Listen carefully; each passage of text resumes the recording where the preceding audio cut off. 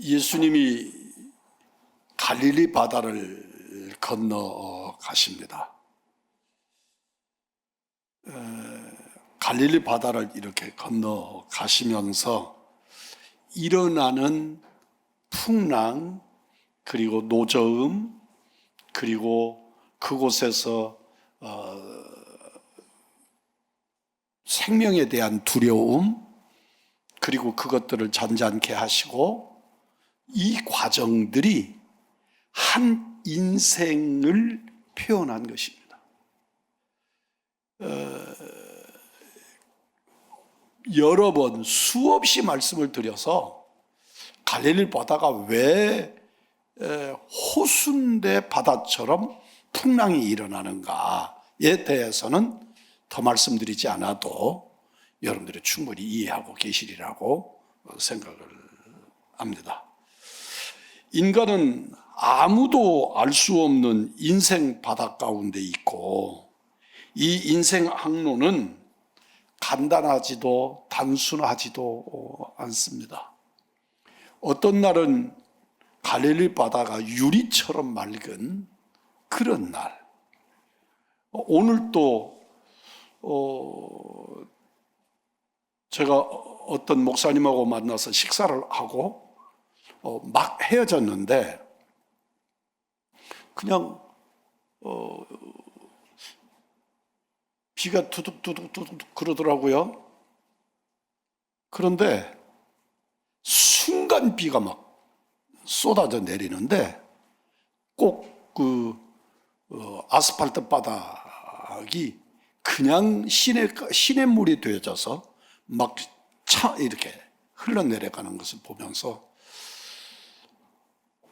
언제 이런 비가 예비되어 있었는지, 그렇게 맑고 그렇게 무덥더니 순간 또 그 빛 속에 제가 다른 시내버스를 타고 다른 목적지로 옮겨갔는데, 옮겨가서 내리니까, 차에서 내리니까 언제 그런 비가 왔었느냐고 바닥이 말라있는 것 같은, 꾸덕꾸덕하게 그렇게 되어 있는 이런 걸 보면서 인생이 이럴 수 있구나, 오늘 말씀과 빗대어서 그런 생각을 할 수 있었습니다.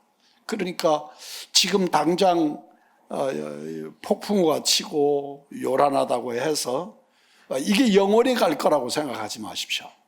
우리 주님은 그것들을 조정하시고, 그 가운데에서 죽을 것처럼 죽게 되었다고 외치는 제자들 가운데에서 그들의 생명을 보존하시고 지켜주시고, 또 바다를 잔잔케 하시고, 그런 역사들을 우리 속에 드러내십니다. 제자들이 풍랑 속에서 고통당하는 것을 오늘 성경은 전혀 표현하지 않습니다. 제자들이 죽겠습니다, 이러다가 우리는 죽을 것 같습니다, 여기에 우리 주님은 조금도 반응하지 않으십니다. 오히려 성경을 읽다가 보면 우리 주님은 제자들이 고통당하는 것에 관심이 없으신가? 그런 생각이 들도록 우리 주님의 관심사는 고통에 있지 않고 풍랑에 있지 않습니다. 우리 주님의 말씀의 초점은 예수님께 있다는 걸 분명히 말씀 속에서 발견하시기를 바랍니다. 그러니까 인생의 폭풍이 일어나서 막 난리를 칩니다. 그런데 그 폭풍의 주인공도, 그 바다의 주인공도, 그 생명의 보존, 그리고 우주 만물 자연을 다스리시는 이도 주님이시다 하는 것을 드러내고자 암이시지, 폭풍 가운데 인간이 고생이 많다 그런 것 드러내려고 하는 것이 아니다. 오늘 성경의 본문을 읽으면서 여러분들은 이 기적에 관심이 있어요. 바람과 바다를 잔잔케 하시는 여기 있는 사람들처럼 이가 도대체 누구인가 라고 생각하는 거예요. 그런데 우리의 초점은 그분이 예수시다 라고 하는데 관심이 있어야 될 줄 믿습니다. 예수님만이 인생의 신비를 밝혀줄 수 있는 세상의 빛입니다. 그분만이 나의 모든 인생의 해답입니다. 나는 도대체 내 몸이 왜 이렇게 아플까? 나는 왜 하는 일마다 안 될까? 그런 것, 그의 해답은 예수님께 있다는 것을 잊지 않기를 바랍니다. 우리들은 늘 그의 해답을 환경에서 찾으려 그러고 나에게서 찾으려 그러고 알지 못하는 그 어떤 무엇에게서 찾으려고 시도합니다. 그러나 그 해답은 우리 주님께 있다는 것, 주님 그분에게 맡겨드리고 그분께 의지할 때 모든 문제의 해결이 보인다는 것입니다. 여러분 기억하십시오. 베드로와 예수님의 제자들은 폭풍우를 당한 것 때문에 이들은 죽을 지경에 빠져 있습니다. 그런데 이들이 알지 못하는 것이 하나 있지요. 예수님이 그들과 동행하고 계시다는 것. 여러분, 우리 인생이 고달프고 힘이 들어도 우리가 좌절하지 않는 것은 우리 주님이 나와 함께 계심을 믿으시면 좌절하지 않습니다. 우리의 고통이 내가 어떻게 감당할 방법이 없어요. 제가 여러분과 함께 다 아는 이야기를 하나 설명을 해보면, 얼마 전에 제가 장이 꼬이는 병을 앓았어요. 그런데 이걸 우리는 뭐라고 표현하느냐 그러면 단장이라 그렇게 표현해요. 단장의 고통 그렇게 표현하잖아요. 그게 뭐냐면 창자가 끊어지는 고통이에요. 그게 바로 단장의 고통이에요. 제가 알았던 그 병이 바로 그런 거예요. 그러니까 그 고통이라고 하는 게 인간에게 있어서 가장 큰 고통의 한 장르가 단장의 고통이에요. 여인네들이 해산하는 고통과 그 단장의 고통을 동일시하는 그런 고통이에요. 그러니까 그 옛날에 해산의 고통은 아이를 해산함으로 고통을 잃어버려요. 우리 어머니들이 그 고통을 기억하지 않는단 말이에요. 그러니까 또 낳고 또 나올 수가 있는 거예요. 그런데 단장의 고통은 그 옛날에는 그냥 그 고통으로 죽는 거예요. 죽기까지 아프다가 죽는 거예요. 그래서 장이 끊어지는, 창자가 끊어지는 고통을 경험한다고 말하는 거예요. 근데 그런 고통을 하루 저녁 내에 그 고통을 겪고 나니까 이게 뭔지를 설명할 길이 없어지는 거예요. 그 고통이 얼마나 극심하든지 조금 엄살이 아니고요. 배가 좀 이렇게 그러면 또 그건가? 그런 생각이 제게 일어난단 말이에요. 그 자리가 이렇게 사르르 아파오면 또 그건가? 그런데 의사 선생님이 뭐라고 말했느냐면 이건 재발하고 또 재발하는 병이라고 그랬어요. 그러니까 굉장히 그 병 자체가 겁이 나는 게 아니고 그 아픔이 겁이 나는 거예요. 우리들은 그 근원적인 병의 문제를 고민하기보다 그 현상에 내 인생을 이렇게 결판 내려고 하는 것 같은 그런 일들을 우리가 종종 겪어요. 그런데 우리 주님은 뭐라고 그러신다고요? 내가 너와 함께하고 있다. 내가 너와 함께하고 있다고 하는 것이 그 어떤 고통 속에서도 상황 속에서도 위로가 되시는 줄 믿습니다. 그 순간에도 사그르르 하고 고통이 조금만 가라앉을 때 주님을 부르게 되더라고요. 여러분들 기억하시면서 내가 겪는 어떤 고통 누구도 모르죠. 그 고통을 누가 알아요. 함께 제가 고통을 다 호소하고 그 비명을 지르고 그것에 의해서 반응하는 주변 사람들, 그러나 그 고통은 정말 경험하지 않고는 모르잖아요. 그런데 그 고통과 함께 하시는 이가 주님이시다. 우리의 인생과 함께 하시는 이가 주님이시다는 사실을 잊지 않기를 바랍니다. 폭풍이 일어났어요. 폭풍이 일어났는데 그 폭풍이 일어났을 때 제자들의 태도와 예수님의 태도가 완전히 다른 것을 발견할 수 있어요. 예수님은 고단하셨어요. 이 사건 앞에가 무슨 사건이 있지요? 이 말씀 앞에가. 그러니까 8장 앞부분에 가서 어떤 사건이 있지요? 백부장이 중풍병 걸린 자기의 부하에 관한 치료를 하지요? 그렇죠? 예. 또 있지요. 그 앞전에 이런 일들을 치르고 나신 우리 예수님이 진짜 고단하시죠. 그 배에 오르시고 그 짧은 시간이지만 주님은 잠이 드셨어요. 이때 우리 예수님은 청년이에요. 30대 초반의 청년입니다. 그래도 고단하신 거지요. 그래서 배 밑창에 들어가셔서 주무셨습니다. 이 말이 무슨 말과 같은 거냐면 예수님이 타신 배의 크기를 짐작할 수 있는 거예요. 예수님이 타신 배가 밑창이 있는 배와 밑창이 없는 배가 있어요. 그냥 통으로 만들어진 배가 있고 밑창이 있는 배가 있어요. 그건 오늘날 우리들 식으로 말하면 배 아래, 그러니까 짐칸이 있는 배가 있고 그것이 없는 배가 있단 말이에요. 그 크기가 현저하게 달라요. 그러니까 우리들이 어떤 배라도 가판 위에 집이 있는 그런 배가 있고 또 배가 밑창과 위창으로 나눠져 있는 배가 있고 그것이 없는 배가 있고 그러므로 인해서 배의 크기가 어느 정도였다는 것을 알 수 있어요. 여러분들 크루즈 여행 선망하시잖아요.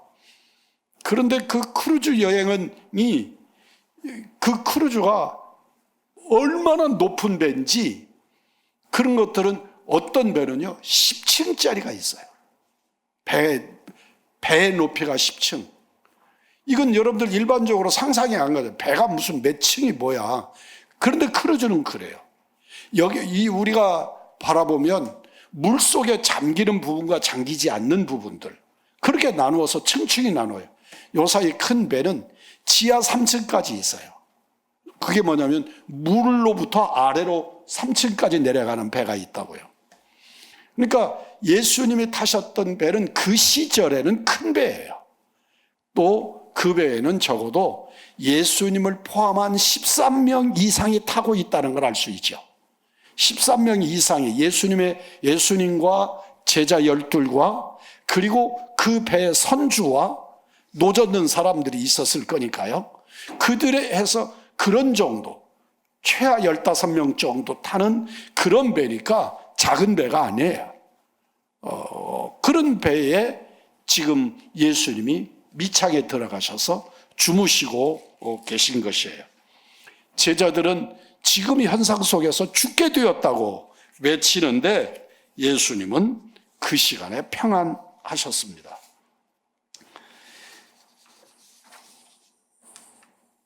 우리가 아무리 힘들고 어려워도 그 상황 속에서 예수님이 평안하시면 결국 우리 인생도 평강으로 이끌어 주실 줄 믿습니다.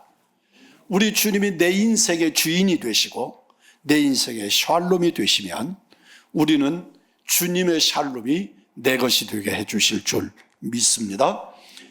우리 주님이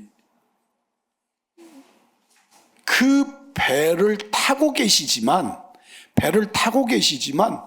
그 바다와 배와 바람에게도 명령하시는 주인이라는 사실이에요.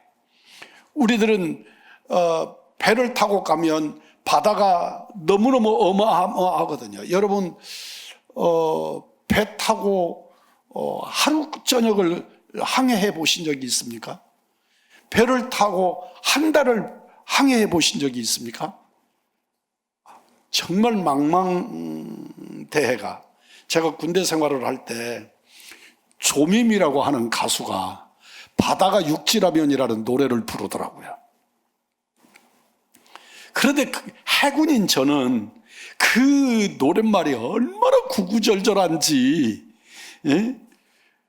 구구절절해요. 정말 바다가 육지라면. 그러면 그냥 걸어서라도, 아무리 힘들어도 군장 꾸리고 걸어서라도 갈 텐데, 이게 바다가 어떻게 옴짝달싹 해볼 수가 없는 것이 바닷속에 있는 우리들의 모습이에요. 배 타고 있는 우리들의, 섬에 있는 우리들의 모습이에요.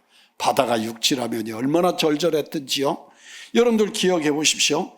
인생의 풍랑이 일어날 때 필요한 것은 그 무엇이 아니에요. 예수 그리스도예요. 여러분과 내 인생에 필요한 것은, 우리들은 돈이 필요하다 그래요. 건강이 필요하다 그래요. 그런데 예수님이 내 인생의 주인이 되시면 돈도 풍랑도 건강도 관계도 다 그 안에서 해결되는 줄 믿습니다. 예, 어떤 사람이 그랬다잖아요. 왕비가 조금 괴악스러웠던가 봐요. 그러니까 그 왕비가 얼마나 미움을 샀는지, 우리나라도 그런 역사 많잖아요. 왕비를 내쫓으라 그러는 거예요. 신하들이 다 일어나서 전하, 왕비 내쫓으시라고. 그러니까 왕이 신하들을 못 이겼어요. 못 이기고 왕비를 내쫓기로 했어요. 근데 왕이 왕비를 사랑하거든요. 그러니까 왕이 왕비를 내쫓으면서 신의 고관 대작들 앞에서, 내가 당신을 사랑하지만 이 나라 왕으로서 신하들이 너무나 당신을 반대하니까 당신을 내쫓을 수밖에 없다. 그래도 내가 마지막으로 당신의 소원을 하나 들어주고 싶다. 한 가지만 설명을 해라. 그랬더니 이 왕비가 한 가지만 들어주시겠다는, 내 소원 한 가지가 있다고. 그게 무엇이냐? 나는 왕을 데리고 나가는 것입니다. 왕을 데리고 궁전을 나가겠다고. 그러니 신하들이 아무리 그래도 왕 없는 궁전이 그럴 수가 없잖아요. 그래서 그 왕비가 쫓겨나가지 않았다는 거죠. 우리들이 생각할 때 궁전 밖으로 내쫓으면 될 것 같아도 그 나라는 왕의 것이잖아요. 왕을 내쫓을 수가 없으니까. 여러분, 우리들의 인생에서 그 무엇이 아니라 주님을 모시고 사시는, 그 모든 것의 근원이 되시는 주님을 모시고 사시는 은혜의 성도들이 되기를 주님의 이름으로 축복합니다. 오늘 본문에서 이들을 향해서 우리 주님이 믿음이 적은 자들아, 그리고 책망하시는 것 같은데 이들의 믿음을 확증하시는 것을 보거든요. 그런데 여러분, 성경에서 그러면 큰 믿음이라고 말하는 역사가 있는가? 성경에 큰 믿음을 두 사람에게 설명해요. 성경에 딱 두 사람이 있어요. 우리 예수님께서 큰 믿음이라고 칭찬하신 사람들이에요. 첫째는 수르보니게 여인이에요. 수르보니게 여인을 보고 정말 너희 믿음이 크도다, 그렇게 말씀하시거든요. 또 하나는요, 백부장의 믿음을 보시고요. 백부장의 믿음을 보시고 이렇게 큰 믿음이 유대인 중에 보지 못했다고 주님 말씀하시거든요. 믿음은 하나님이 주신 선물임을 믿으면 아멘합시다. 적은 믿음이지만 잊지 않아야 되는 말이, 적은 믿음이라고 말씀하시는데 믿음은 믿음이다. 잊지 않기를 바랍니다. 그 믿음이 작다고는 말하시지만 믿음은 믿음인 줄 믿습니다. 아무리 작은 금가락지, 그보다 더 적은 금쪽, 우리 이빨 끼었다가 던져지는 금이라도 금은 금이지요. 그것이 많으면 금이고 적으면 금이 아닌 것이 아니지요. 적은 믿음도 믿음인 줄 믿습니다. 그러므로 그 작은 믿음에게서 하나님의 위대한 역사, 그 믿음의 열매가 나타나게 되는 줄 믿습니다. 성경은 우리 예수님이 사람들을 향하여서 내 믿음이 너를 구원하였다 하고 말씀하시는 것을 보아요. 그 믿음이 작은 믿음이든지 큰 믿음이든지 믿음이 그를 구원하신다 하는 사실을 잊지 않기를 바랍니다. 그래서 오늘 이 자리에 예배하는 여러분들이 우리 어린 생명들까지도 믿음의 사람들이기를 원합니다. 이 세상을 능히 이기는 믿음, 사탄의 괴계를 대적하는 믿음, 그 믿음이 우리가 가진 구원의 믿음이기를 원합니다. 제자들이 적은 믿음이었기 때문에 의심과 공포라는 불순물이 우리에게 있어요. 그런데 여러분 보시기를 바랍니다. 큰 믿음에도 불순물이 있을 수 있어요. 그건 어떻게 거쳐요? 연단을 통해서. 불 속에 넣어서 정금을 만들면 우리가 24금이라고 하는 금이 불 속에 넣어서 순금을 만들어야 해. 99.9%의 순금이 되어져야 24금이라고 부르는 것이죠. 그들이 불 속에 넣어서 연단해서 순금이 만들어져요. 그 믿음이 적은 믿음이었지만 그 믿음이 연단과 하나님의 단련하심을 통해서 우리의 믿음이 순도 높은 정금 같은 믿음으로 세워줄 줄 믿습니다. 기억하시기를 바랍니다. 오늘 본문에서 제자들이 예수님의 역사를 바라보고 이분이 도대체 누구시냐? 그리고 기이 여겼더라고 말씀합니다. 기이 여긴다. 놀랍게 여긴다. 그런 말이죠. 우리 인생에 예측할 수 없는 풍랑 속에서 성경을 통해서 깨달아야 할 것은 모든 것은 주님이 역사하신 그대로를 인정하는 것 뿐만 아니라 하나님을 믿고 그 하나님께 나를 위탁해 드리는 것. 비록 믿음이 적은 우리들이지만 하나님 앞에서 그 믿음으로 주님이 주님 되심을 믿고 고백하시는 우리 은총의 성도들이 되기를 주의 이름으로 축복합니다. 내 모든 형편, 어려움, 불행을 하나님 손에 맡겨드리고 주님의 뜻을 기다릴 줄 아는, 그러면서 불안해하고 그러면서 염려하고 그렇지만 그분에게 나를 맡겨드릴 수 있는 믿음의 성도들이 되시기를 주님의 이름으로 축복합니다.